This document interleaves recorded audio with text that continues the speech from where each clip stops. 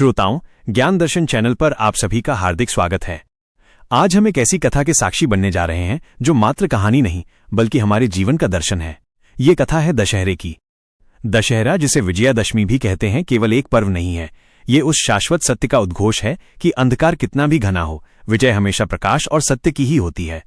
ये हमारी संस्कृति, हमारी आस्था और हमारे जीवन मूल्यों का सबसे बड़ा प्रतीक है। कल्पना कीजिए, हम किसी प्राचीन गांव की चौपाल पर या किसी मंदिर के शांत आंगन में बैठे हैं। दियों की लौ टिमटिमा रही है और हम सब मिलकर एकाग्र मन से इस महान गाथा का श्रवण कर रहे हैं। मर्यादा पुरुषोत्तम राम का उदय। बहुत समय पहले की बात है। त्रेता युग में अयोध्या नगरी के धर्मात्मा राजा थे दशरथ। उनकी 3 रानियां थीं, कौशल्या, कैकेयी और सुमित्रा। उन्हें 4 पुत्र प्राप्त हुए, श्रीराम, भरत, लक्ष्मण और शत्रुघ्न। इन सब में राम सबसे विशिष्ट थे। वे केवल एक आदर्श पुत्र ही नहीं बल्कि धर्म के साक्षात अवतार थे। मिथिला के राजा जनक की पुत्री सीता का स्वयंवर रचा गया। शर्त थी कि जो भी भगवान शिव के प्रचंड धनुष को उठाएगा वही सीता का वरण करेगा। बड़े बड़े वीर नतमस्तक हो गए पर धनुष को हिला भी न सके। तब श्रीराम ने सहजता से धनुष उठाया और प्रत्यंचा चढ़ाते ही वो बीच से टूट गया। इस प्रकार राम और सीता का विवाह अत्यंत भव्यता से संपन्न हुआ। वनवास और रावण का छल। समय के साथ महाराज दशरथ ने राम को युवराज बनाने का निर्णय लिया, मगर तभी रानी कैकेयी ने अपने 2 वरदान मांगे। राम को 14 वर्ष का वनवास मिले और भरत को राज्याधिकार। पिता के वचन को निभाने के लिए राम ने सहर्ष वनवास स्वीकार किया। उनकी धर्मपत्नी सीता और छोटे भाई लक्ष्मण ने भी उनके साथ वन की राह ली। वन में रहते हुए ही लंका के अहंकारी राजा रावण का प्रवेश होता है। रावण अत्यंत विद्वान और शिवभक्त था, पर उसके अहंकार ने उसे राक्षस बना दिया था। जब लक्ष्मण ने रावण की बहन शूर्पणखा को सबक सिखाया तो अपमान का बदला लेने के लिए रावण ने छल का सहारा लिया और माता सीता का हरण करके उन्हें अपनी स्वर्ण नगरी लंका ले गया। हनुमान की भक्ति और सेतु बंधन। सीता के वियोग में व्याकुल राम ने लक्ष्मण के साथ उनकी खोज शुरू की। इस यात्रा में उनकी भेंट परम भक्त हनुमान और वानर राज सुग्रीव से हुई। हनुमान ने राम को अपना सर्वस्व मान लिया।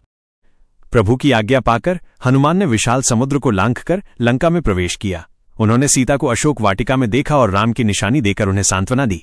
लौटकर उन्होंने राम को पूरी सूचना दी, जिसके बाद राम ने वानर सेना के साथ लंका की ओर प्रस्थान किया।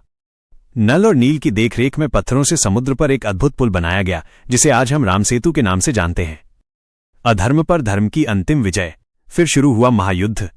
ये केवल 2 सेनाओं का युद्ध नहीं था, ये धर्म और अधर्म की अंतिम टक्कर थी। लक्ष्मण ने रावण के सबसे शक्तिशाली पुत्र मेघनाद का वध किया।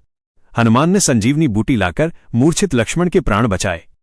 अंत में दशमी तिथि के दिन मर्यादा पुरुषोत्तम राम ने अहंकार और अन्याय के प्रतीक रावण पर ब्रह्मास्त्र चलाया। रावण का वध हुआ और संपूर्ण ब्रह्मांड में सत्य एवं धर्म की जीत का जयघोष हुआ।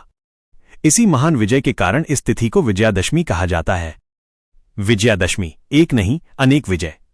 श्रोताओं, भारत में ये पर्व 2 महान विजयों के रूप में मनाया जाता है। 1. राम की रावण पर विजय, ये बुराई पर अच्छाई की विजय का प्रतीक है। 2. मां दुर्गा की महिषासुर पर विजय। मान्यता है कि 9 दिन तक भयंकर युद्ध के बाद मां दुर्गा ने दशमी के दिन राक्षस महिषासुर का संहार किया, इसलिए इसे नवरात्रि के समापन के रूप में भी मनाया जाता है। आत्ममंथन का संदेश।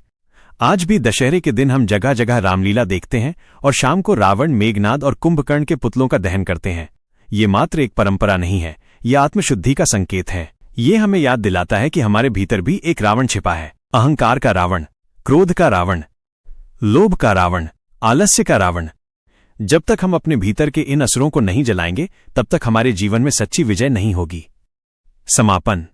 दशहरा हमें सिखाता है कि सत्य और कर्तव्य ही जीवन का सबसे बड़ा बल है। अन्याय कितना भी शक्तिशाली क्यों न हो, उसका अंत निश्चित है।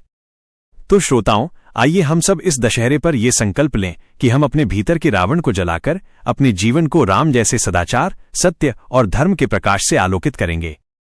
ये थी दशहरे की पावन कथा। हमें उम्मीद है कि ये आपको प्रेरणा देगी।